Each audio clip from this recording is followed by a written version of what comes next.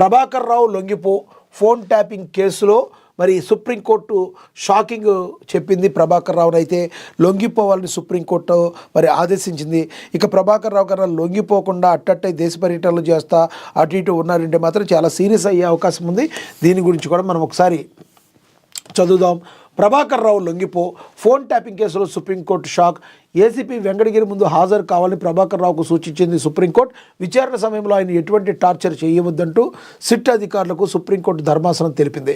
ఈ కేసు విచారణ వచ్చే శుక్రవారం పర్యవేక్షిస్తున్నట్లు సుప్రీంకోర్టు ధర్మాసనం వెల్లడించింది.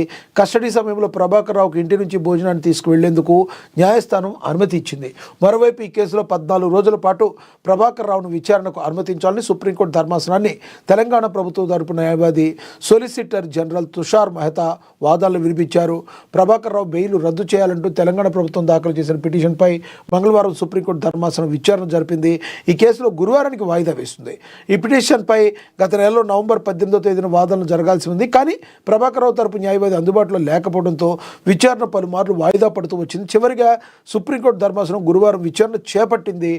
ఈ ఫోన్ ట్యాపింగ్ కేసులో కీలక ఆధారాలు ప్రభాకర్ రావు ధ్వంసం చేశారంటూ సుప్రీంకోర్టును తెలంగాణ ప్రభుత్వం ఆశ్రయించింది. డిజిటల్ ఎక్విప్మెంట్ పాస్వర్డ్ ఇవ్వకుండా విసిగించడంతో పాటుగా విచారణకు ఆయన ఏమాత్రం సహకరించడం లేదని ప్రభుత్వం తరపు న్యాయవాదులు సుప్రీంకోర్టుకు తమ వాదనల ద్వారా వినిపించారు.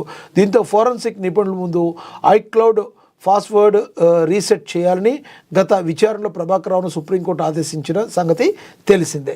ఇక ఓవరాల్గా చూసుకుంటే మనకు తెలుసు ఫోన్ ట్యాపింగ్ కేసులో కీలక నిందితుడుగా ఉన్నారు మరి ప్రభాకర్ రావు.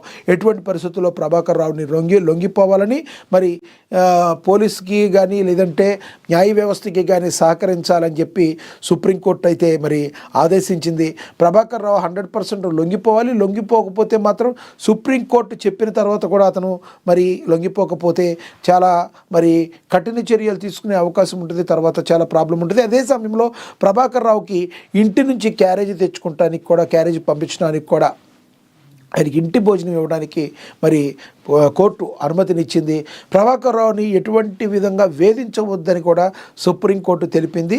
అతను కస్టడీలోకి వస్తారని మరి ఇవన్నీ సుప్రీంకోర్టు గైడ్లైన్స్ చెప్పిన తర్వాత మరి ప్రభాకర్ రావు 100% లొంగిపోయే అవకాశాలు కూడా కనబడుతున్నాయి. మరి చూడాలి రానున్న రోజుల్లో ప్రభాకర్ రావు ఎంత త్వరగా లొంగిపోయి ఈ కేసుకి సంబంధించి ఎటువంటి కీలక ఆధారాలు ఏమైనా ఇస్తారేమో వేచి చూడాల్సిన పరిస్థితి.